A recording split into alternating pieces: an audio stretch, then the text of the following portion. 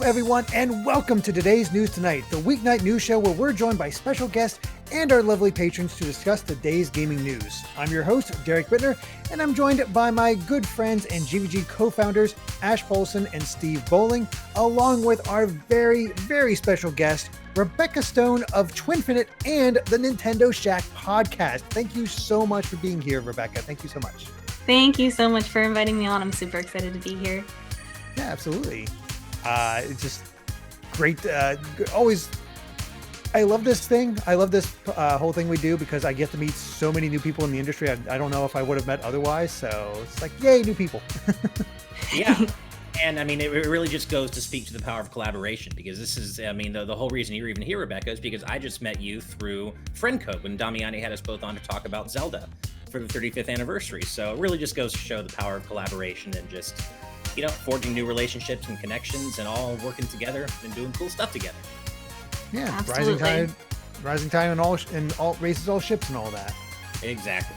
And can we just take a moment to appreciate that Rebecca has the best background of any of us?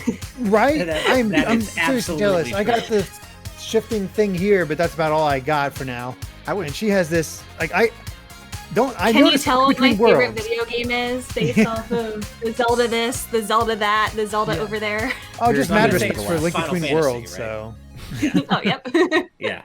Nailed it. No, you have so many cool things in the background there. It's been a lot of fun. I was spending some time during our Friend Code discussion just like peering and trying to like, okay, there's Wind Waker back there. There's only Between Worlds, and yeah. What's the red poster? I'm having difficulty Guardian. identifying that one. What's that? The one that's Oh, like wait. right here. Oh no, the one directly below Link Between Worlds. Like right That's behind a your chair. puzzle. Yeah, that's actually a puzzle of it's kind of hard to see. It's the Breath of the Wild Divine Beast. The that's- that was close. Naboris That's fight or awesome. something. Yeah, Very cool. and I then saw glued the it eye and together, thought it was stuck a it on the guardian. wall. Nice. So Yeah, cool. way to do it. Thank you. I have a Majora's Mask Club Nintendo puzzle waiting to be done at some point that shows Fierce Deity Link that I just gotta do and glue together at some point. That one is so Right. cool. Nice. Yeah. I have my posters. We actually got poster board today. Amy and I. Well, Amy went to triple. I was working on Persona 5 Strikers, and got poster board so I can start working on hanging this stuff. And we get back, and one doesn't fit properly because they screwed up something. Another one has Ah. like a crack in it that she didn't notice until she got back. So it's like, Ah. well, that was a wasted trip. I felt bad for her, but we're getting there. I have my crown jewel that I'm trying to figure out where to hang out somewhere. I've had it for years. Is from the Symphony of the Goddess. I went to the first run and had the massive poster they had from that, and it's still in reasonable condition. So I want to actually get it framed finally and hung somewhere, but it's huge. Oh man. Yeah. Gosh, that one's beautiful too. I went to that same It concert, is. and I wish Yeah. I had bought that. It's one of the few things I got there. It's like, I need to, like, I got a shirt and I got that, I think. I was like, I got to have some kind of memory from this, which is good because I haven't gone since. So That was such a great when Koji Kondo played Grandma's theme on piano. That was just my heart. My heart. It was just. I don't think what we a got great... Koji Kondo. Oh, you didn't? Okay. Yeah, same. I went to the didn't. first. I was run at as the well, Philly but I went one, so. Okay. Yeah, that's the one I was at. Oh, really? Wow. Hey, You're there you probably go. there. At the I same guess we got time. lucky. At Was the it like LA 7 one. years ago or something like that? It might have been. Something like reminiscent. that. Yep. See, it was nice because we were in the grass area, so you almost like my group made it like a picnic. So it was Oh just my gosh. Yeah, hang out, that, have some food, and I know what area you're talking about. Yep. Yeah, this reminds me. The last public event big concert event I went to before the pandemic was a Nier Automata concert, or Nier whole series concert in LA in February, right before the pandemic hit. So that was a nice last hurrah. Well, I guess I went to PAX East after that, but the last one here, I should say, at home, I went to. So. right. Nice. By the way, before we move on, I just want to say welcome to Black Ninja, who in the chat a little while back said, "Big fan, first time here." So thank you for Nice. joining us in our live Welcome, audience welcome. here. Yeah, thank And you. we hope to see you back many, many, many more times. I hope so. But before we actually get started, of course, we have our sponsor, and this, as Mondays are wont to do, we're sponsored by The Game Orb. This episode is brought to you by, of course, The Game Orb. The Game Orb is a fledgling channel focused mostly on Nintendo content. It's currently running Let's Plays of Unboxed Newbie's Adventure, Splatoon 2, Super Mario 35, and more. Subscribe to the Game Orb at the link in the description. And last time we got him above 100 subscribers. I said my goal was to get him to 150, and I'm going to check right now to see if we pulled that off. Did we pull it off? I did not. I hope so. I did not get the actual proper link. Hold on. I just pasted the wrong thing in there. They're at 128. We're halfway there. Okay, let's see if we can keep it going. Keep it going. The most recent thing was Super Mario 3D All Stars Part 2. And wow, Splatoon 2 Part 51. They're dedicated. So really dedicated. That's a lot of parts. Oh, goodness. I am posting a link in the chat right now for everyone who wants to check it out. Please head over to the Game Orb and drop them a subscribe if you would. I just subscribed. Oh, thank you so much. We're at 130 now. There you go. I love it. I love it. All right. Well, shall we go on and get into the news? Because a lot happened this weekend, it seems. Yes, absolutely. Let me go ahead and... You want me to get that first story on screen? Yeah, let's pop it on there, Steve. All right, let's go. So, a new DualSense drift investigation has suggested that its sticks have an operational life of 417 hours, and it's the same stick designs that are used in Nintendo and Xbox controllers. Now, I have not had a chance to fully look in this, taking care of a kid. So, actually, I assume you read a bit more about this? A little bit, but actually Steve was the one who was telling me before that he actually watched this whole video because he's a fan of iFixit. So, Steve, you're probably best equipped out of all of us to kind of talk about the breakdown here, yeah? Yeah, so I've been a big fan of iFixit for a long time. For those of you that know what I do outside of GVG, I fix machines, computers specifically. So tearing down electronics and learning new techniques to do so is something I've always kind of had front of mind. And when this crossed over with the stuff I do at GVG, there was no better reason for me to sit through a 14-minute video. So I watched the whole thing, and it's interesting, but also I think a bit sensationalist. The reason being is, one, I don't have it handy today. I still have my Hanafuda card, so I'm still a Nintendo fan. Don't worry. But I've played way more than 400 hours on my Switch Pro controllers. I have the same ones I got when I got the console. The way they arrived at that number was by playing Call of Duty and then doing some math. And I don't think that every game is as tough on joysticks as Call of Duty. And so I don't think it's fair to just say, oh yeah, 400 hours for sure. Like that's, and to be fair, iFixit is much more, they're like, these are rough numbers. This is an estimation. Don't take it as gospel. But of course, everyone just saw the number and then republished that everywhere instead of telling people, hey, kind of, sort of, it's a very soft number. But it basically has to do with one component within the joystick. I can't remember what it's called, but there's one specific component within the analog joystick module that will wear out because it's made of rubber or plastic, and basically when you move the analog stick, those parts are rubbing against each other, and they're made of soft materials. And like any two soft materials that you just rub together repeatedly over time, it'll break down and stop working. The big issue here is that I guess Sony made it really difficult to replace these. So unlike other controllers, the DualSense's analog sticks are soldered on. So even if you know how to open a controller, even if you know how to disassemble stuff, you're also going to need to go to that extra level, which a lot of people find really intimidating, and desolder the analog sticks and then solder new ones on. Because you can buy, like, the analog module for all these controllers is like $4. It's really cheap. So if your controller is designed in such a way that it's easily replaceable, you could, without much technical know-how, for most other controllers, service that very easily by just popping the module off and putting a new one on. But in this case, look, I would just say if you've got drift on your DualSense, just either bite the bullet and buy a new one, or hopefully you're under warranty. But it does really kind of speak to the fact what I suspected when people were saying that this was happening already.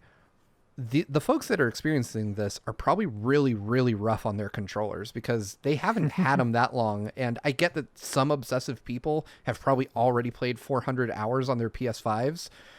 But those are like the most hardcore people I can think of. I was gonna say, I'm trying to do Yeah. some math in my head. If you got a PS5 on day one to already put in over 400 hours on the controller, you're probably playing. I don't know how much math is that. 6 or 7 hours. I mean, maybe. Yeah, I think mean, I'm it's sure somewhat possible. I'm not sure. I'm what sure game there they're are playing. people who Call fall of And again, on like I that. said, Yeah. kind of depends on what game they're playing too. Exactly. Yeah. And a few people in the chat have brought up how they've also been using their Switch Pro controllers for significantly longer than the 400 or so hours that this article suggests. And certainly I have as well. I mean, hell, now to be fair, I mostly play Smash with my GameCube controller or with a GameCube controller, but I do play with Pro controller when I'm too lazy to want to get up and plug in my GameCube controller. And I mean, if for as many hours as I played Smash, if my launch Switch Pro controller is still doing fine, and it is, I don't have any drift issues or anything. Yeah, I think this 400 hour figure needs a little more context to actually make sense. And I'm certainly not playing Call of Duty, so that would not apply to me. And I think this is a bit sensationalist, as Steve was saying. I would still be using my original Pro controller, but I didn't like the D-pad. I had issues with the D-pad, like a lot of people did, and so when I got the Smash Pro controller, I've just always used that, and never had an issue. I mean, I've had it since Ultimate came out, and that was 27. Was that 2017 or 2018? My mind is 18. going. 2018. Okay, so 2 years worth of almost 3 years now of using that thing. So definitely more than 400 hours on that controller. So right. Yeah, it should be fine. It's a weird situation. I never quite get tech stuff. It seemed early for drift to happen, but we know how it goes for the Joy-Con. I don't know. The weird thing is, though, one of the things this report illuminated is that the Joy-Con, the Pro controller, the DualSense, and the Xbox controllers all use this same module. So the same analog sticks that we all complain about in Joy-Con are the ones that are in your Pro controller. There's no difference. Yeah. Yeah. Why are they having that's drift the question. then? That's the question. It seems, and I've heard it happening in other controllers too, but not at the same kind of rates that we're hearing of it happen in, the Joy-Con. Yeah, it seems to be an issue that predominantly affects, or disproportionately affects Joy-Con, and I'm not quite sure of the reason for that. And it sounds as though none of us really are. It could, because it's strange. The only thing I can posit is that because the Joy-Con are much thinner than any of the controllers we mentioned before, perhaps that leads to more force being applied to the stick when using it, because your grip is theoretically tighter on a Joy-Con because you have to close your hand tighter just to grab it. It could very well be that we're subconsciously applying more force to Joy-Con than we do traditional controllers, and because of that, like I said, the drift is caused by two components rubbing together. So it would stand to reason that if you're squeezing it harder while moving the joystick, you're applying more force to those parts that degrade, and so they're degrading just a lot quicker. Especially maybe if you're playing in handheld mode a lot. Yep. That could also be the case. Yeah, that could be. I mean, this is completely anecdotal, but I will say I pretty much never have controllers outright die on me. But my modded Joy-Con R is just dead. It died probably maybe a couple weeks ago. Even if I connect it to the Switch, it's gone. Like, it doesn't even register anymore. Now, of course, it was modded, so there is that element. But at the same time, my modded Joy-Con L is doing fine. So maybe just Joy-Con in general are just a bit flimsier and a bit more prone to just damage, pressure, breaking. Seems like it, because there was that whole Twitter thread that Chugga Conroy had about how he's had 8 sets of Joy-Con and all of them eventually drifted, and he sent it back, and eventually the ones that got fixed would get go back to drifting. It's just crazy.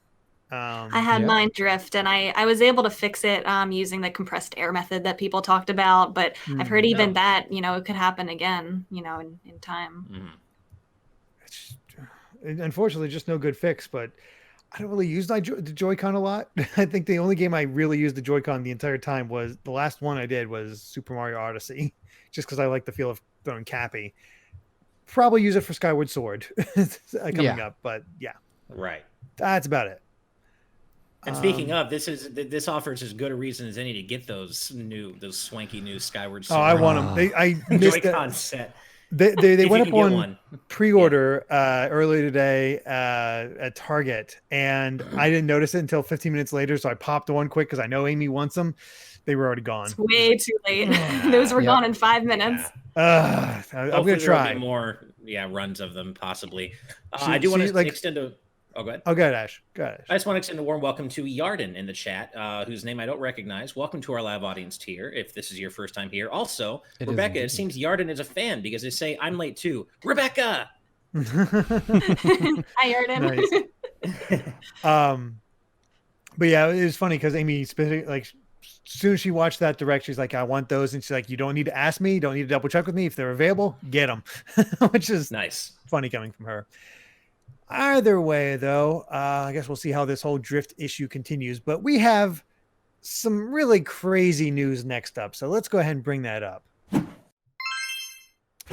So a playable Nintendo 64 development build of Rare's Dinosaur Planet before it moved to the GameCube and became Star Fox Adventures has been found and dumped online for all to play. And this is God, what a piece of history. It's interesting because it is the version that has Fox in it. This is, still Fox doing all the whole thing. I was kind of hoping it was the build that had, like, before Fox got integrated into it, but still, it's really cool. It's a bit in the middle though. Yes, actually, that's what I was going to say. Fox's character model. Oh, sorry, Steve, didn't mean to. Oh no. I'm just agreeing with you. Please continue. Oh, gotcha. You're saying everything. Yeah, no. I was gonna say. Fox is the character model you see, but the script still references Saber. The UI still shows Saber. I guess, but they say I'm Fox McCloud of Royal Knight of the Lilat system. So, yeah. Right. Well, and that's what's so interesting is that it seems to be an in between build where we all assumed that Fox wasn't brought in until the game's development was shifted to GameCube, but it seems to be that it was more of a kind of a just gradual thing, or at least it happened in stages, right, Steve? Yeah, exactly. I was also of the mind that Fox was kind of like a last minute thing that they kind of slapped onto it at the GameCube development stage, not back on the N64. And I could be wrong. I know that there's a lot of folks that have followed Dinosaur Planet very closely for decades now, and I was certainly not in that camp. It was always kind of a curiosity to me, but yeah, I think the popular notion was that Fox was added after the port had occurred, not before. It's really interesting too, because we see Fox and he looks largely similar to how he looks on the GameCube, but he's got a sword, which I think is kind of cool, right. Instead of his staff that he uses in the game. And honestly, it's surprisingly good looking for an N64 version of the game. I actually really like what we see in this beta. I've seen about 20 minutes of it. The first time I discovered this was John from Digital Foundry uploaded footage to his personal YouTube channel, and I wasn't even aware the game had leaked. So I was DMing him on Discord being like, where did you get this? I was like, why do you not have like 1 million views? And he's like, dude, everyone has it. I was like, oh, well, I guess I'm behind the times. I was streaming at the time and somebody said this. I'm like, wait, really? That's insane. Yeah. But what was your take on this, Rebecca, when you saw it pop up? So, yeah, this is not something that I have really followed. I mean, just even the name Dinosaur Planet might have been something I vaguely heard about in the past. To me, I just really think it's so cool when these things come up. It's great for the people who have been following it and have been wondering what have happened to this project. I know that the same person who came out with this, the Forced Evolution, had come out just recently, I think, with those Zelda 64 beta leaks as well. Wasn't that their most recent project before this? I just think it's so cool to see kind of what these projects were, what they might have been, uncovering all these things that I wish that these developers would just, make a book or documentary or something about, just so that we can kind of see what were these canceled projects, what were these things that could have been. Yeah. And I mean, this is one of the holy grails for people who, have followed canceled games and especially for the N64. I mean, there's this, and to my mind, the other two things that would be really incredible to find if they do exist are Mother 3, of course, the N64 version of Mother 3, if there is a build of that out there, and Conquer, back when Conquer was still known as 12 Tales. So I feel like, this is one of those 3 just holy grail N64 betas that never, the game never saw the light of day. But the fact that not only a playable build, but a playable build of Dinosaur Planet this late into development before it was turned into Star Fox Adventures, the fact that it even exists, this is so cool. And like Steve, I think I watched the same 20 minutes you did, Steve, which was of course John's footage, and I was struck by just the reminder of how incredible late N64 Rare's work was. Yeah, like the game just looks so good. There are shadow effects, like Crystal. There are shadow effects on Crystal when you're playing as her, and as Fox, I guess. And there are shadow effects. The music's really nice. The visuals for late N64, it's a really good looking game. Obviously, performance takes a hit because of that. But I'm just so impressed even now by what Rare were able to pull off on the N64, especially later into that console's life cycle. Jared Edinger pointed out the best part of that is that this wasn't a leak. It was just found on a disc, so nobody got hacked. Right. I think from a Swedish, some Swedish owner who owned all this stuff, and they bought it, I guess, like a Swedish auction or something, from what I understand. Said it was a private game collector located in Sweden. Right. So I'm glad that they're not just sitting on this, and that they're able to, sell it and get it to someone who's willing to upload it for all to see. I do. It makes you wonder what else is out there too. What else is sitting in a drawer somewhere in some collector's, shelf somewhere. I do have to point out though, Ash, you missed a very important holy grail. I was about to say that. I think I know where you're going with this. Zelda. Yeah. We have beta assets, but we have never seen a playable beta of Zelda 64. Right. And I think for me personally, as someone who grew up reading the magazines and all that other stuff, and as hyped as I am for the stuff Forest Evolution already has released, I would lose my damned mind if I got to play the stuff that was in those screenshots and that people have been modding back into the game. If I found a proper build that was playable. Yeah. Yeah, that's it. I could retire. Yeah. No, I'd be like, nothing's ever going to top this. I'm out.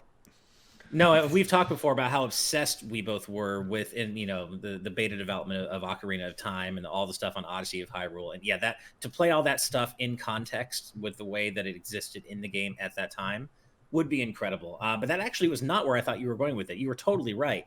But another reminder from Naughty Senpai in the chat says you forgot about Final Fantasy 64, Ash. That would be huge. And what I assume you mean by that is the before FF7 was FF7, that super early tech demo. Yep. Showing FF6 characters in an N64 build. Was that playable or is it just a video? I always assumed it was just a I don't know. I could be wrong. I don't know if it's playable. But I remember trying to dig into this years and years ago at this point, and I remember reading somewhere, don't quote me on it, but I remember reading somewhere that not only was that not a playable demo, it actually wasn't running on true N64 development hardware even. It was running on an SGI workstation that approximated what the N64 might be capable of doing, and it was just a battle that looped. Like there was no interaction to it whatsoever, because I agree, that's one of those things that if I could, I would, but as I understand it, it never was more than just showing off what a potential Final Fantasy game could look like, and it wasn't even playable, which is really sad, because damn would I love to get more behind the scenes FF7 stuff, because that would be just as big as Zelda, in my opinion, if not bigger in a sense, because it was kind of more impactful of a game in some ways. I think that it was kind of more mainstream in a sense than Ocarina of Time was at the time of release. But I would definitely, if I had to choose between my two favorite children, I would choose Ocarina of Time 10 out of 10, like every single time, which is hard. That's a hard thing to have to say, but definitely. I'd like to see a lot of the early stuff they had. Obviously it got reworked for later Zeldas, but a lot of the ideas they had for Wind Waker, because there were so many ideas they had to cut for Wind Waker. That'd be really interesting to see. But I mean, this seems to be most recently we seem to just get a ton of these examples of games that were worked on in the past and are now a thing. It's pretty cool, and it does make you sad for the fact that Dinosaur Planet had so much potential. Just looking at this, like, this is crazy. I will say that I'm one of the people who does not think Star Fox Adventures is a bad game. I think what it became is bad. a perfectly It's just fine game. dull. It's not amazing, but I actually enjoyed my time with it personally. And I mean, when you think about what Rare were able to accomplish with Dinosaur Planet late in the N64's life cycle, the fact that they were able to completely or mostly gut that game and turn it around into Star Fox Adventures and make that game look as good as it did early on in the GameCube's life cycle at 60 FPS. Pretty impressive stuff. Rare, there are some technical wizards over at Rare, and I still find myself impressed by what they were able to accomplish. Agreed. And I remember watching Space World footage of Star Fox Adventures and being blown away by how good that looked. I was like, I can't wait to get this. Oh, I remember everybody talking about the fur textures on Fox. Yep. Yeah. I still have a soft spot for that game, as I do for a lot of GameCube era games. But yeah, Star Fox Adventures, right. I agree with you, Ash. Didn't blow me away, but it was pretty damn good for what it was. Yeah. Oh, another holy grail thing I'd love to see, kind of like you, Steve. I don't even know if there is footage of this out there that even could exist, but I would love to see Banjo-Kazooie's Stop and Swap working as intended. Like working the way it was originally intended to work before it was canceled and repurposed into what it was for the Xbox Live Arcade version. But that would be so cool to see Stop and Swap working as intended with, hardware-wise. But I don't even know if it ever made it that far. Shell Shock Prime reminded me of the true holy grail for me is a 3DS cart with Mega Man Legends 3 prototype on it. Oh God, yeah. If we're not only talking N64 and we're Mega Man Legends. I don't care how many people would have shown it off before me. I would just still have to do it. Like, here's me playing this because yeah, definitely, absolutely. Well, it's cool to see more gaming history pop up, but let's go ahead and move on to our next topic. So, Nintendo President Shuntaro Furukawa is talking once again, this time discussing the Next Level Games acquisition and how they're not really actively buying studios. This sort of just a thing they did for this time. He said they were a long-time development partner of ours, and to increase the overall quality and speed of development, we decided it would be better for them to operate as a subsidiary studio. It's not a case of us simply wanting more development resources. I don't think simply scaling up production like that actually adds value to Nintendo products. So they just wanted to make them a little bit more efficient, I guess. I mean, that makes sense. Yeah. I mean, they trusted him with Luigi's Mansion. Obviously, Nintendo places a lot of faith in Next Level. They were also the ones that made Punch-Out, if I remember correctly, for the Wii. They are. And Super Mario Strikers. There's a lot of good games out of Next Level. So. And I guess you could say, hey, we really like your stuff, but you need a little bit more money to make these things come out at a steadier clip. So why don't we just buy you? And then you got all that Nintendo money to burn. So I would never anticipate, or I would never expect Nintendo to go on a studio buying binge. That just so is antithetical to what they do. So that's it doesn't Microsoft. Seem. I don't think they need to, and I saw a lot of people speculating what studios they could acquire, would want them to acquire, but to me, it's not really how Nintendo operates. I feel like their big push is obviously the first-party games is the lure of why the people buy, the Nintendo consoles in the first place. But then I feel like Nintendo just does their own things, like they push the indies. They kind of have studios that are just kind of working under them, developing, and maybe will develop things exclusively or timed exclusive. But I don't think they need to have, this buying spree, kind of like what you said. It's just not really how they operate. Yeah. And I mean, and I can see where Furukawa is coming from. I mean, Nintendo has a certain, level of polish in terms of their expectations for that. But that doesn't always come through, like we saw with the Link's Awakening remake, some of the performance issues there. But in general, Nintendo isn't all about just pushing out as many games as they can as fast as they can. They certainly like to get it right, and they like to take their time to the extent possible. So I can see where Furukawa is coming from, where it says it's just not Nintendo's style just to buy up as many studios as possible to increase their rate of output. They if that was their thing, they would have bought Rare. Yeah, a long time ago. Exactly. So I think in terms of a targeted acquisition, Next Level Games only makes too much sense, right? Given how much wonderful work they've done for Nintendo thus far. But I can see why they don't make it a habit to just go out on buying buyout sprees. They're not Microsoft. It's just going to buy everybody, and now we'll have first-party content people will care about. Yeah. But honestly, not a whole lot else to talk about with this one. It's just that's sort of the reason behind it, and makes sense. So Mhm. cool. I don't think anybody was too surprised. No, Yeah. I just want to see what Next Level's doing next because they really have become one of my favorite development studios on Nintendo. Please be a new Punch Out. New. That would be. I always that would have be nice. John's freaking Punch Out the Rings of Saturn stuck in my head. Little Mac fighting aliens. Do it. Be amazing. I want it because it's just ridiculous enough, and we could get away from those unfortunate caricatures. Yeah, no joke. Have Little Mac fight literally the Xenomorph. stand in for the Xenomorph and the Uh-huh. Predator and that kind of thing. Have boxing matches for him. It's just like all kind of like alien sci-fi stuff that he's just boxing for some reason. You never know what Would could be. happen. That would be hype, though. I'm not gonna lie. That would be, and especially given what we've seen they're able to do with series like Luigi's Mansion. I mean, it's Luigi's Mansion 3. It doesn't get talked about quite as often in terms of the Switch's best looking games, but that game is incredible looking.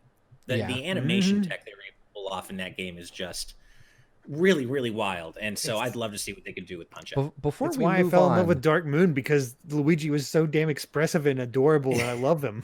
Yeah.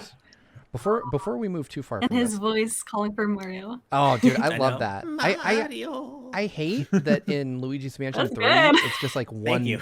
one pitch to it. I liked that in Luigi's Mansion 1, the more terrified he get, the more kind of warbly his voice would get when he called out for Mario. Yeah. But in Luigi's Mansion 3, it feels a bit more flat. Like it's always just the same tenor to when he calls out. And I really like Sure. kind of the terror escalating, his cowardice becoming more powerful. They should, That's brutal, man. I Yeah. love hearing Luigi terrified. Oh, The more dude, it's terrifying, funny. the better. Or like I said, I'll still say it until I get it. But next Luigi's Mansion needs to be pulled from that Smash trailer and give me him yeah. just exploring a giant castle and all the ghouls and stuff in there. Go beyond a little bit beyond ghosts. I and see I how he want an deals with it. actual terrifying moment where you're playing Luigi's Mansion and Ridley shows up out of nowhere to just kill you. I Well, this want to case it be, was I Death. want to be the one that's I want a scared. rematch between Luigi and Death. Yeah. There you go. Right. I'm down with that. It was Death from Castlevania. That's right. Ripped out Death his from soul. Wait, Mario got offed by Ridley, right? Yeah, It was Mario got Mario. off by Mario and Mega Ridley, Man. And then Mario, then- Ridley. There we go. and then tossed aside by Sephiroth. There we go. Right. So Luigi witnesses the death of Mario at the hands of Ridley, has to take a vacation from the PTSD, and ends up getting chased by Death. It's a perfect game. Oh I think no! I think you And just his found the face plot. will leave his body.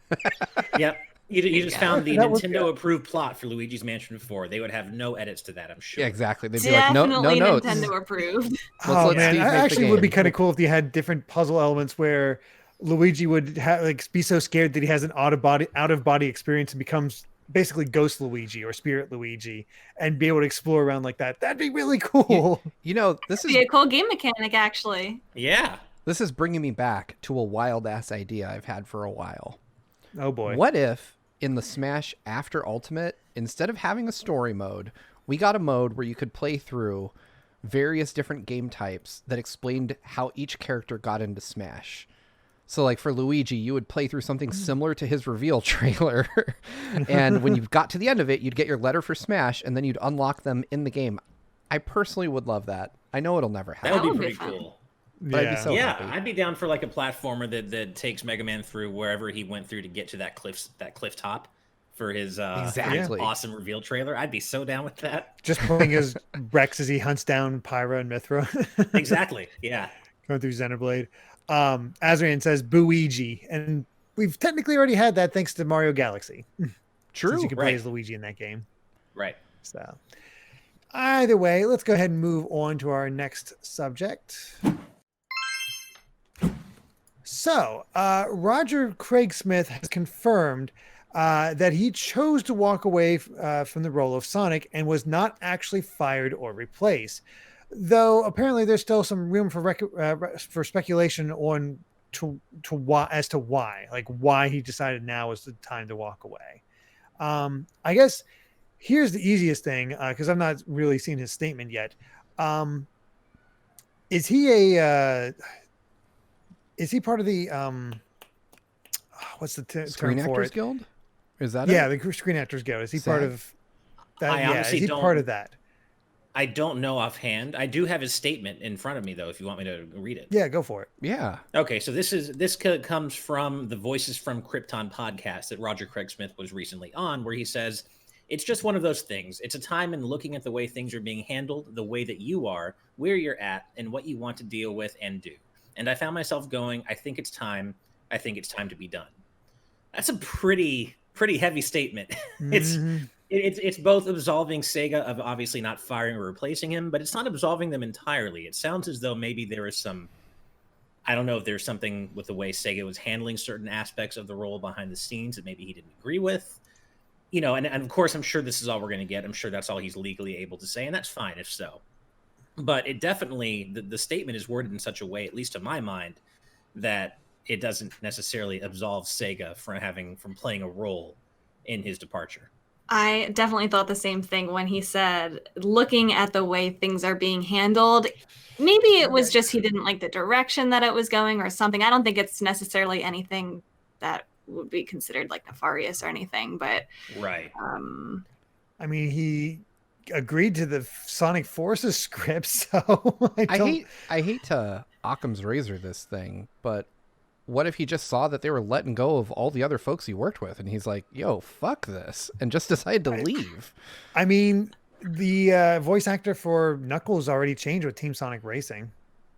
They changed I forget who played him in, for up until that game, but yeah, I remember playing Team Sonic Racing and getting to Knuckles. I'm like, that's not Knuckles. What the heck is this? And there was a new actor, and I think it actually has to do for the whole union thing because I think these are non-union gigs for Sonic, and I know a lot of actors have a little about that whole thing.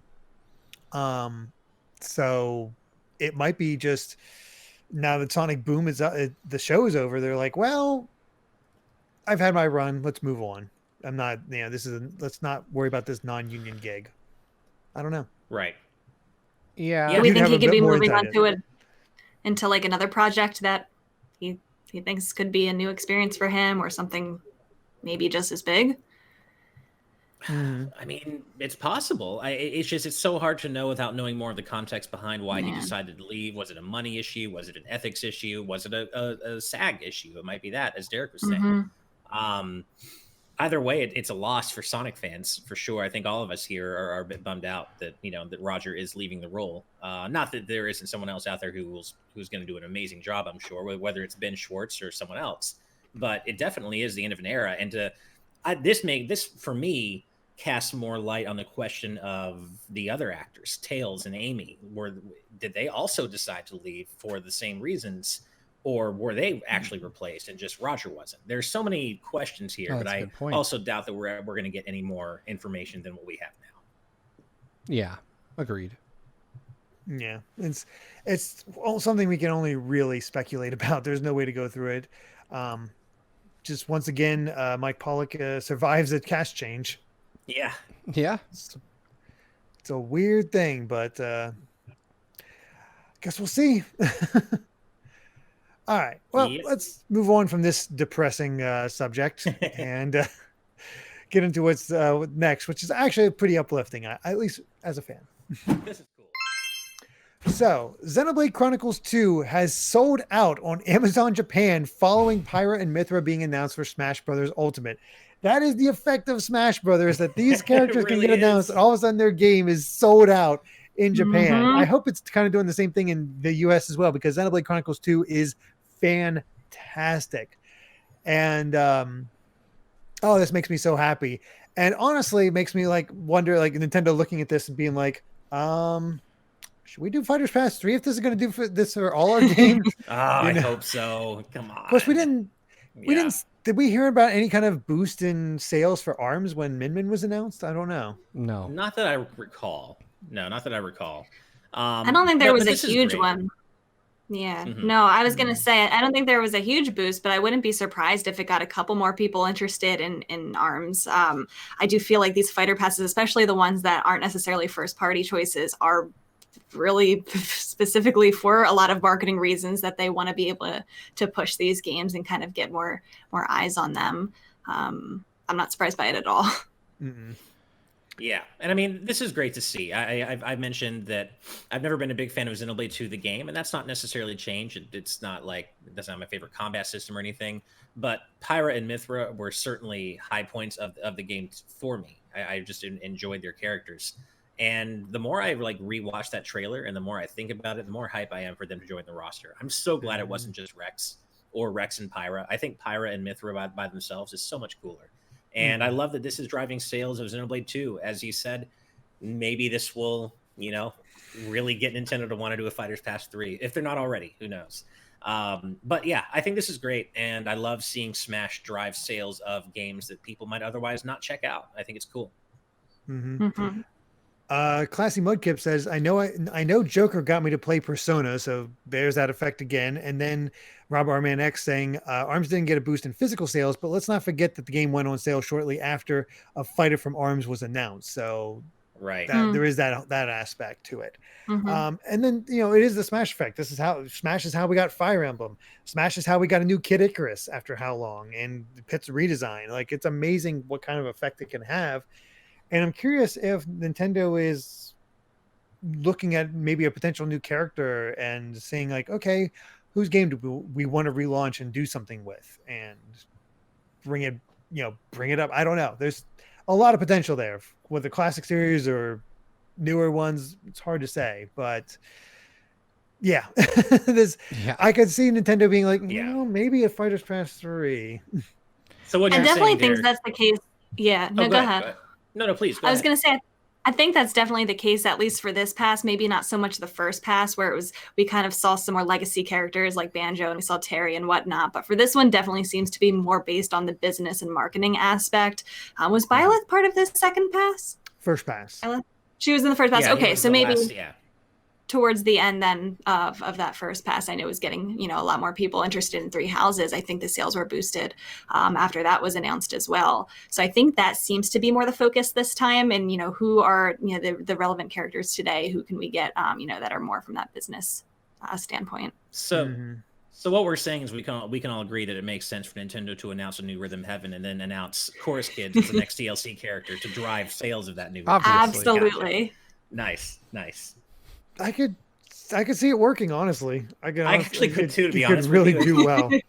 That actually might get people who would never even think about Rhythm Heaven to actually get them to try a Rhythm Heaven game. If the it would be the best selling Rhythm Heaven game ever if they did do it that way. Right? So hype. Oh, I wish. I don't think we're living in that timeline though, unfortunately.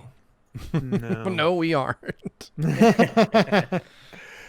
We'll just have to see what actually happens. But it's cool as a Xenoblade fan to have more people discovering that game and how wonderful it is. Well, and it's like it really the only thing I didn't like about Xenoblade 2 was the combat system. But so the idea of getting to play as these really cool characters, like I love the designs of Pyra and Mythra, and I always thought it should feel more fun to play as them than it actually does, in my opinion, in Xenoblade 2. So to have that happen in Smash now, I feel like is super exciting. I'm very glad I was able to have that combat system click for me and too. Just be able to enjoy it because I do think it's wonderful. And again, for people who are a little worried or a little intimidated, Chugga Conroy is your source. I think he just released a non-spoiler video on here's how you handle Xenoblade. And he can really, you want an expert, go to him. He is your Xenoblade expert. But it's really, really cool. And we'll see if this has the same effect for others. I wonder how many more people are going to check out King of Fighters now that Terry's in Smash. Yeah, it's a good. I mean, I feel like maybe the timing is a little off because King of Fighters 15, what is that coming out later this year? I think. Yeah. Terry came out for Smash last year, so maybe the timing there is a bit off. But I would like to see that be the case because SNK is a developer that. Wait, did Terry come out last year? Paying attention. Or did he come out? Or was it 2 years 2019? ago? Was it? It might have been 2 years when ago. he was announced. It was September 2019. It was coinciding with PAX West. I remember that now. Yeah, because I was going to say you and I did a discussion on it together in the same room. Right. I remember there's only one way that happened.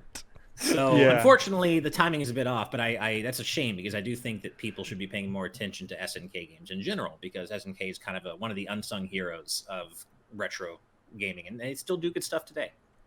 Yeah.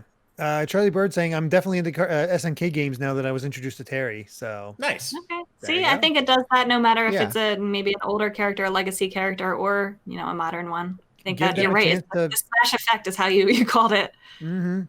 Like a perfect thing to do is just for throwing it out there, Lara Croft in Smash, and here's the Tomb Raider trilogy on Switch now. Right. It would be perfect. Yeah. I think if we're going to get like a gritty third party character like that, though, it almost has to be Master Chief at this point. I still envision what that trailer would look like. Seems like it, but giving Microsoft a lot of love for these fighter passes. Square Enix, I mean, technically, Steve. Technically, Laura would even be Square Enix again. So, I could see Lara making sense for sure as an industry, as a gaming character icon for sure.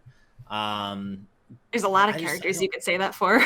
Yeah, and I mean, and it could easily, one could say, well, does she make sense for Smash? But I mean, then again, does Solid Snake make sense for Smash? Not necessarily. So it doesn't matter necessarily. It doesn't matter whether it makes sense for Smash. But again, throwing off this, Ash has always wanted it for a while. I'm down for it. Klonoa. Oh my God. Releasing his games. Give them a chance to succeed. We get more Bandai Namco representation. I think Klonoa is great, and I would want him more personally than who I'm about to suggest. But I feel like Crash is a lot more relevant right now. Absolutely. And I hate to say that, but yeah, it's true. I feel like they exist in kind of the same space in terms of representation within Smash. Like they're both the same type of character that you would put in Smash. Kind of a platformer mascot character. And with Smash having, or with Crash having his most recent game coming to the Switch really soon, and then having the Insane Trilogy on the Switch for a while now, I could definitely see it. But man, I would be so much happier if it was Klonoa. Same. I feel like if Crash was going to happen, it would have happened already because of the reasons that you just said. Yeah. Unless it comes out around Crash 4, which I don't know about that. And I mean, and it was said that Crash's, anniversary celebrations are going to continue throughout the year. That doesn't mean it's going to be Smash, but that could be something that could be positioned as an anniversary. There's going to be something coming up. You're right. Yeah. It's true. Evernight Studio mentions Tales would happen over Klonoa, and again, same idea. You put Lloyd in Smash, release that Tales of Symphonia double pack that they put out on PS3. Switch can handle Vesperia. It can handle Symphonia. Yeah. Boom. And Sakurai has already shown that he doesn't give a fuck about all the anime sword fighter complaints, which I'm fine with. I love that people like anime sword fighters boo. But and then Lloyd has Pyra and Mythra. Swords. That makes it different. Exactly. He has two swords. This is actually more of a sword anime fighter. Remember, Pyra is the sword. Yeah. Just saying. Right. Can't be an anime sword fighter if you're already a sword. Exactly. Total difference. Yeah. Big brain thinking. Yeah. All right. Well, let's go ahead and move on to our next topic, which is kind of cool, actually. So, I've been playing Persona 5 Strikers, and one of the big central things in it is a phone companion named Emma. And I did not realize this. It just didn't click with me. I don't think it's the same voice used. I think it has to be different. But the voice of Emma in the game is voiced by the real-life phone companion Siri. The woman who recorded Seriously Susan on Twitter is the voice of Emma in Persona 5 Strikers, which is a whole level of meta. That's so cool. That's pretty cool. Susan Bennett, is her name.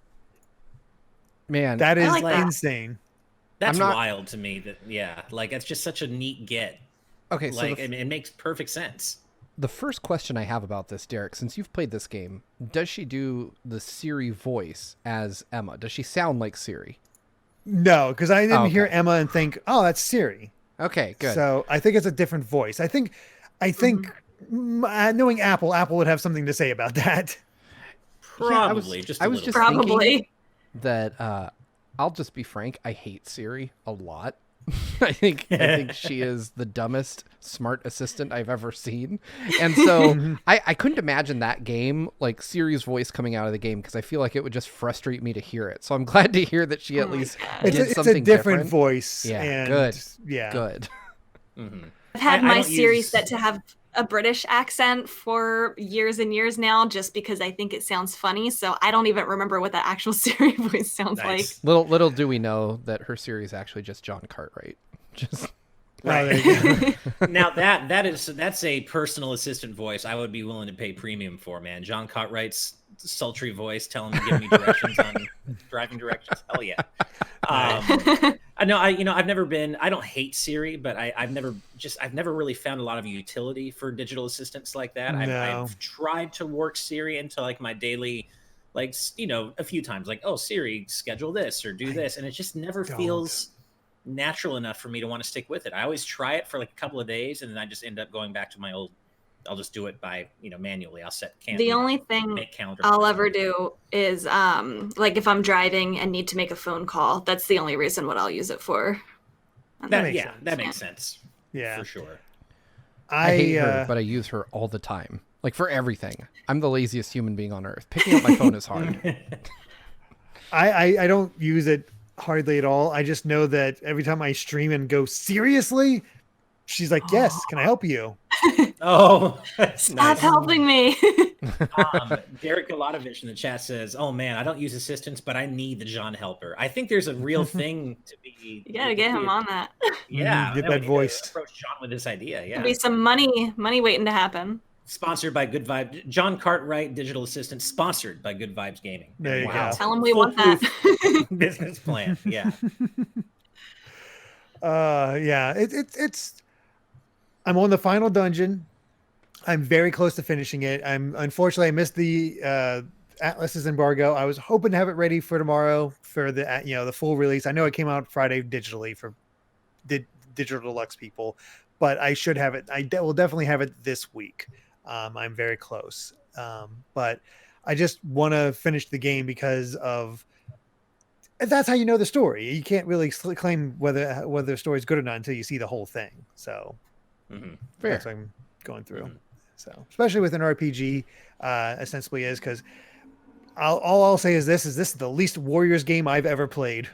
Right, like you get the sense on occasion, but this is just action RPG. Nice. Anyway, let's go ahead and move on to the next subject. So, known insider Nate Drake on Resetera says that the Switch Pro, the upgrade / upgraded Switch, whatever you want to think of it as, will feature 4K DLSS functionality and is likely coming this year. Do we believe it? Nate Drake is someone I consider a friend, and he's been known to be accurate in the past. So while I can't say yes, I'm for sure that he's absolutely correct, I'm likelier to believe him than not. But that also flies in the face of what we've been saying about perhaps a Switch Pro making more sense for 2022. So it's really hard to say, but I'm leaning toward him, this being legit information, just based on the fact that he's a buddy of mine. But I can't say for sure. Yeah, I'm with Ash. I've talked a lot with Nate Drake about the Switch Pros specifically over the last 18 months that people have been saying it's coming soon. And to be fair, his quotes are taken just a little bit out of context. He doesn't say it's coming in 2021. He says there's still hope for it coming in 2021, which I think is a huge difference. It doesn't quite have the same level of certainty to it. Sure. And that is also, in my conversations with him, the vibe that I've gotten from him is that, yeah, it could still happen, but he doesn't come off as 100% sure that it's going to happen. And I would say I'm in that boat. I think that it's way too early to say it's not coming out in 2021 for sure. Do I personally believe it's going to make it? Probably not. Other things I've heard that I'm not confident in would point to it certainly not arriving on time. I think Nintendo wants it to arrive in 2021. I don't think it's going to. And I think that I was going to say they could. Sorry, go ahead. Oh, no, please go ahead. No, I didn't mean to cut you off. I was going to say they could easily have a target for 2021, but for, the same reasons why we saw things get pushed back all throughout 2020, into 2021 and beyond, it could just be something where they're not meeting that target goal, deadline for it, where it might have to be pushed to early 2022 instead. And for all those things that people are hearing that it could be late 2021, they might not reach that. Right. I mean, I have little doubt that pre-COVID that was their hope and their intention was to kind of release a mid-generation upgrade to the Switch, likely around 2021. But COVID obviously has upended so many different things, including various game-related production timelines, and so I could see it still. I mean, I'm kind of in the same boat as Steve. I think there is definitely a chance that it could come out this year still, and I absolutely do believe that Nate Drake's info is legitimate. But does that mean it'll actually make it out this year? Not so sure. Yeah. When's Breath of the Wild 2 coming out? Because that's when the Switch Pro is coming out. If this all this exactly. Thank you for saying it. Yeah. That's really what it comes down to. You launch the Pro with Breath of the Wild 2. Boom. That's all you need to do. Everyone else would upgrade. I mean, we all upgrade anyway, I'm pretty sure. But that's the icing on the cake. All of us upgrading, probably everybody in the chat upgrade. A lot of people would upgrade just for that experience with Breath of the Wild 2 and really dive into it. And the thing is, even if it does get pushed back to March, we've seen March. Yeah, that'd be something else. March 2022, 5 years after the original Switch launch. There's some poetry in that. Right. Well, and I mean, I got to say though, like gun to my head, I don't expect Breath of the Wild 2 to come out until spring of next year. I do not expect Breath of the Wild 2 to come out this year. I just don't think it's going to happen. Could it still? Sure. It might sneak out as Nintendo's November 21st big holiday title, but I'm not feeling that right now. So if we're going with the theory that the Switch Pro launch would coincide with Breath of the Wild 2's, then I guess that means I think that the Switch Pro is going to get push back to 2022. And I say push, we don't even know when this thing's supposed to come out, but that does, I guess, suggest that I'm likelier on the side of it coming out in 2022. The way I see it, they could have this ready to go, this year, but that doesn't mean that they'll even release it this year because the Switch right now is still selling like hotcakes. It's still one of the best, it's competing with 2 next-gen consoles and it's still selling so well. They have the Mario system special edition that they just released that is going to be flying off the shelves. They have the Monster Hunter Edition one, that was just announced for North America too. That's going to be selling off the shelves. They are selling like record numbers right now, and it shows no signs of slowing down. They don't need to push out this Switch Pro model until it shows signs of slowing down. So even if they do have this ready for late 2021, they might intentionally sit on it, like you said, for 2022 or whenever they have Breath of the Wild 2 ready, because they just simply don't need to right now. It would be kind of silly, I think, for them to throw money away by introducing it too early when the base model is not slowing down at all. Right. The interesting thing is, I thought that March was a bad month to launch a console initially because it's so soon after the holidays and people tend to spend a lot at the holidays. But what's the other time of the year that people spend a lot of money they probably shouldn't? Tax season. Yeah, I never thought of that, but until you started talking, like just chatting right now, I was like, oh my God, you're right. Yeah, I mean, we all get, hopefully, many of us get some money back from Uncle Sam, and America is the largest gaming market on Earth. So if you want to sell the most amount of like whatever it is you're trying to sell, it makes sense to target it at a time when Americans traditionally have money to spend. And what better time than March? You're not competing with anyone. And people are absolutely out to blow that money they got back from tax refunds. That is a me gift, and that is perfect time for. Oh yeah, time to spend the money on myself. As an adult, I have always looked at my tax refund as, okay, what am I going to blow this on? Like what? I'm going to go get a new TV, a computer, something dumb that I don't need but I really want. And if Nintendo launches a console in that time, I'm buying it 10 times out of 10. I think when the Switch came out, I bought one for a friend even. I was just like, here, enjoy. Because I'm an idiot. And I'm a generous idiot. It's fine. But if I have the money to spend, I'll spend it. And that's a terrible thing to do, but it's something a lot of people do. So if you're a corporation, take advantage. I mean, I'm the responsible one who just always took my refund and just rolled it over into the next quarterly taxes, so I had to pay less that time. Oh man, quit being responsible over here. I got my tax refund super late last year because I'm that person. Like my taxes are a nightmare every year in terms of how complicated they are, so I always put them off. And so I filed for an extension, did my taxes super late, so I didn't get my refund until like Black Friday essentially, but it worked out because I used it for the new 4K TV I just got, the one that Steve recommended, the LG CX. So it worked out. I'm glad I waited in that case. By the way, a quick anecdote about how lazy I am. I have my phone set up to turn on my TV with voice commands, so that I don't even have to find my remote. I don't even know where my remote is. I love it. Do you use Siri? Wow. I do. There you do you go. think I can get it to work? It probably won't work because I'm going to demonstrate it. Hey Siri, turn on the TV in my room. Turning on the My Room TV. Nope. Do camera I'm chat. sorry, Steve. I didn't understand that question. Yeah. Oh, see that? There it is. On. Nice. Yeah. That's a triumph for laziness, folks. Very nice. Triumph for laziness. Oh gosh.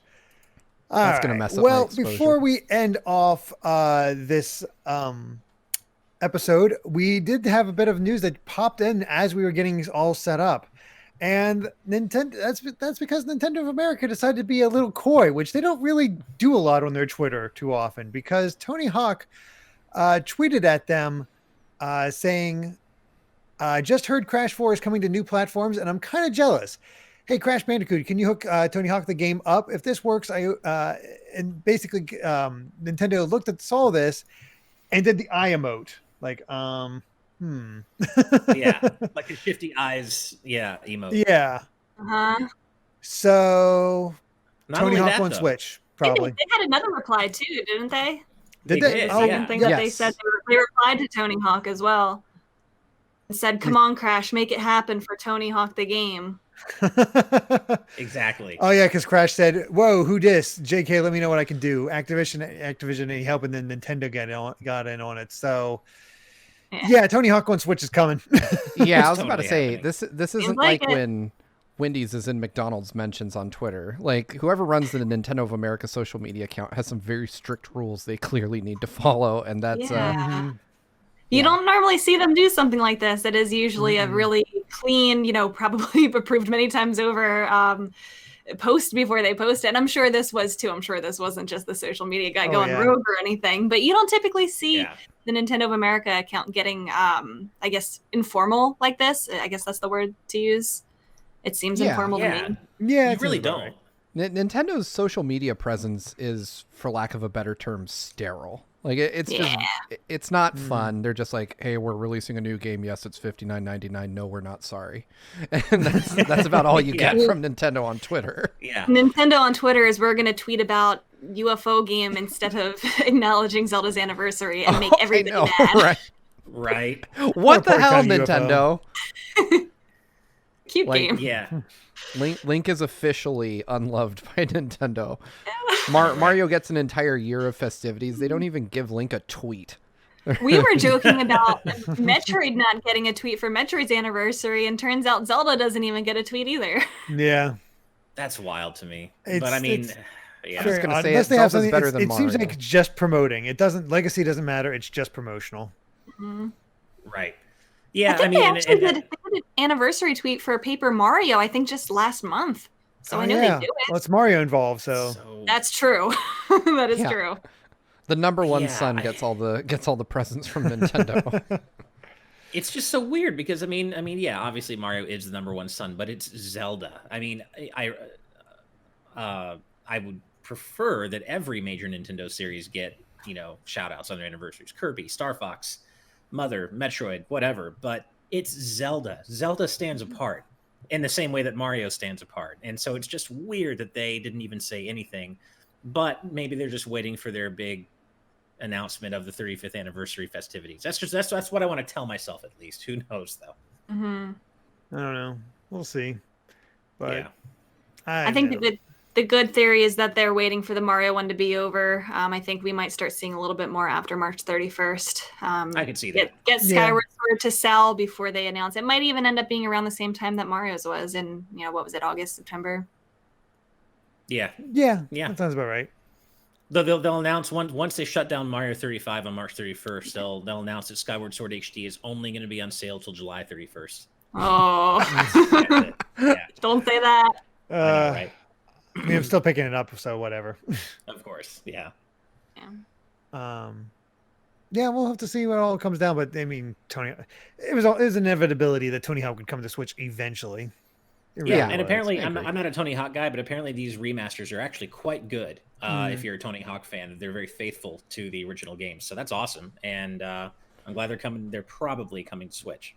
Yeah, I mean, I wonder if this will help people recognize Tony Hawk more, because all of his tweets about just nobody knowing it's him, just talking about him, but not actually knowing it's him. It's amazing. Tony Hawk for Smash. Let's promote it. Let's get his game selling. Talk about the most deflating announcement. Just a real person in Smash. He's like, just a real person. If we're gonna get a real person, I want Sakurai. Or Sagata Senshiro. Oh, hey, man. Shaq is technically a video game character now too. After 2 editions of Shaq. Whoa! No. I will argue to the death that if Goku is disqualified for being in Dragon Ball, Shaq does not get to be in Smash either. I guess. If you open the door to Shaq, you got to let Goku in first. That should be a proverb.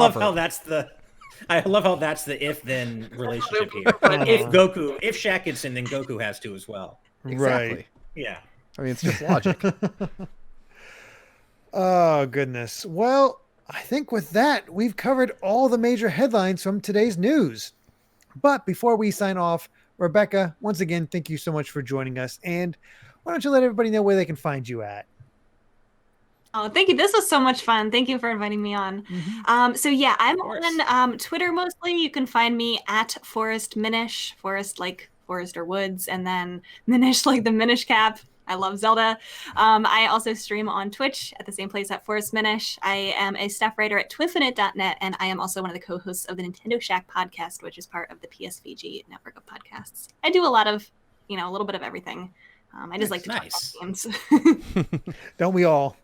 Yes. Well, you certainly are in the right place for that, and we'd love to have you back anytime. It's been a pleasure having you on, Rebecca. Thank you so much. A lot of fun. But with that, I think we have to just switch over and give a thanks to all of our patrons, because without all of you, this wouldn't happen. We'd be in a much different situation.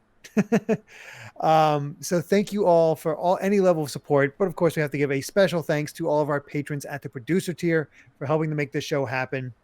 And in addition, a massive, massive, massive thank you to our patrons at the executive producer tier and above.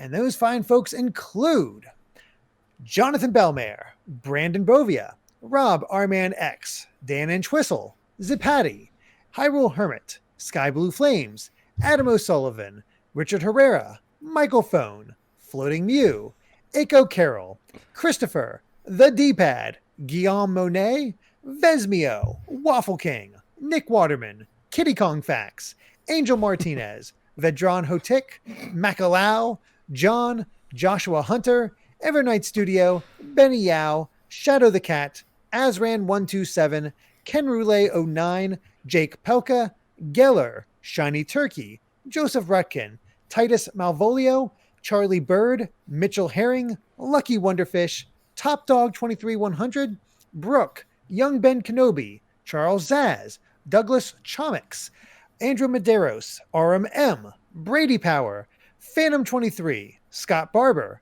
Patrick Harrison, Rocks the Cat, Loyal Dingo, Flaming Highwayman, Sean Garrett, The Legend of Groose, Eddie B, Kai Ed, Kit Fisto, West Egg, Master Lynx, Sean Davis, Deaneth, Jackson Jordan, Michael McCall, Matthew Wong, Ashish Joshi, Goron Amber, Straightlace, Seth Walker, Hoobie, Marcos Conscious, Wolf X Blake and Moon Macarons, Kane, Captain Finlandia, 60 Minutes and 60 Seconds, The Game Orb, Dano the Artist, Synchro Lord, Brainchild, Rosa Bowling, hi Mom, Darkumi87, The Flying Tacos, Scuff 196, Naughty Senpai, and Andrew. Thank you all so much.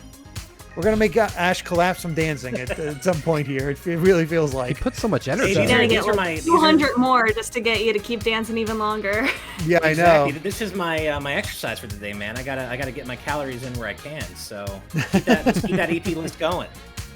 Chris Masterson, how do I hold it together, Derek? You're talking to the guy who did a podcast by himself for an hour, so I can talk if need That's be. true. And also, after a decade of knowing me, Derek is wise to all my bullshit. He's used to me, man. Like it's just like him raising the roof in the background, whatever.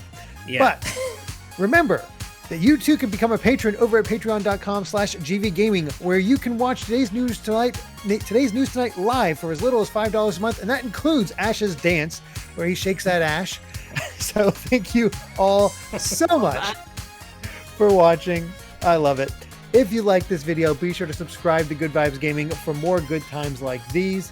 And until next time, good night and good vibes. Good night, everybody. Bye.